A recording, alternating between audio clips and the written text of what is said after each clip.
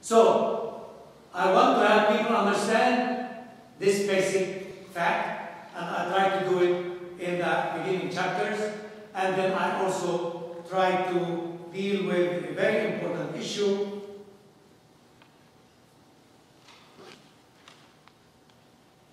about violence, because many people think that we are violent people, that somehow the Palestinians by nature are violent.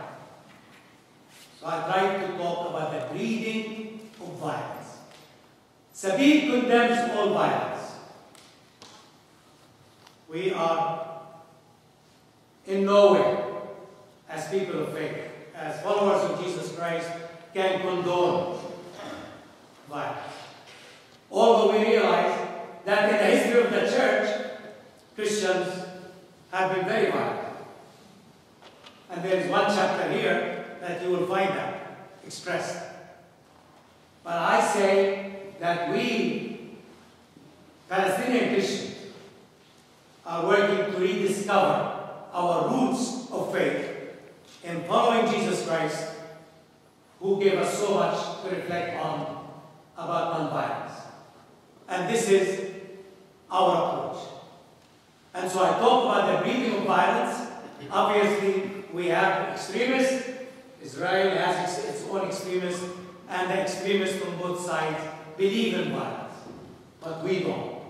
And we try really to point this out. Then I have 8 chapters that deal with Bible and theology. And the reason why I do this is because I never believed from the very beginning that the conflict over Palestine, in my opinion, was never to begin with a religious conflict.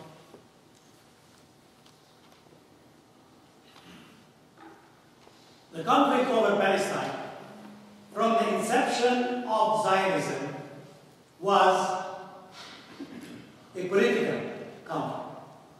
It had nothing to do with religion, because the early Zionists were not religious. They were secular or atheists. So they did not have anything to do in their vision to go to Palestine with religion. In fact, when you begin to look at the documents, you will find that they entertain other areas of the world to go and build an Israeli state. It was not just Palestine. So, Zionism was a very secular movement. And the problem had nothing to do with the Palestinians in the inception of Zionism. It had to do with the way Jews lived in Europe. And the problem was the way Christians in Europe treated Jews. So it had nothing to do with Palestinians. And so the early Zionists said, Jews cannot live with Christians. They did not have a church like this one, where they worship in the same place. And so the Zionists said, the only way is to get Jews out of Europe so that they will be away from Christians. That's the way Zionism started. And they started thinking, where can we go? And they couldn't find any sponsor of the project of Zionism. They couldn't find any European sponsor. They tried Germany, they tried Russia, they tried Italy, they tried the Sultan, the Turkish Sultan in Istanbul. They tried many other people to sponsor the project of Zionism, and none of them accepted. It was only later on, much later, towards the end of the First World War, when Britain sponsored the project of Zionism. And after the First World War, Britain took over the mandate of Palestine and started preparing the way for the creation of what became later on the State of Israel. And so, in its inception, Zionism was a political movement. It was only after 1967,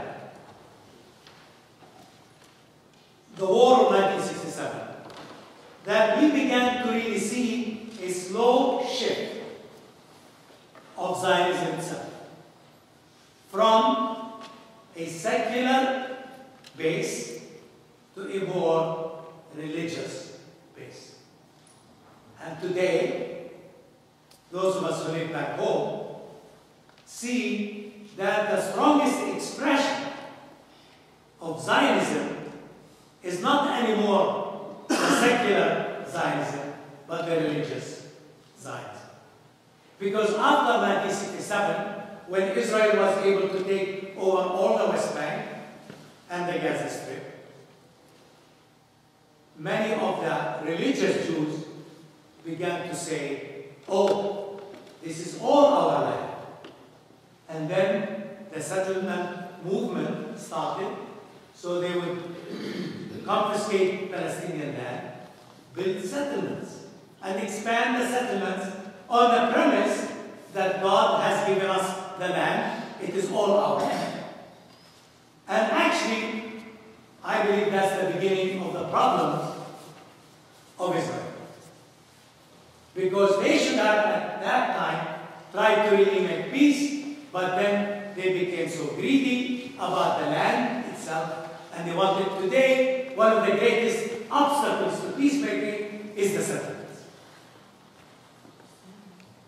And so, I dedicate 8 chapters to dealing with the Bible and theology, because I really believe that in every one of those chapters, I have something to communicate about the problems back home from now a religious perspective, the way whether Zionist religious Jews look at the situation or whether Christian Zionists look at the situation. So there is one chapter here on Christian Zionism. If you don't know about Christian Zionism, there are millions of Christian Zionists in this country.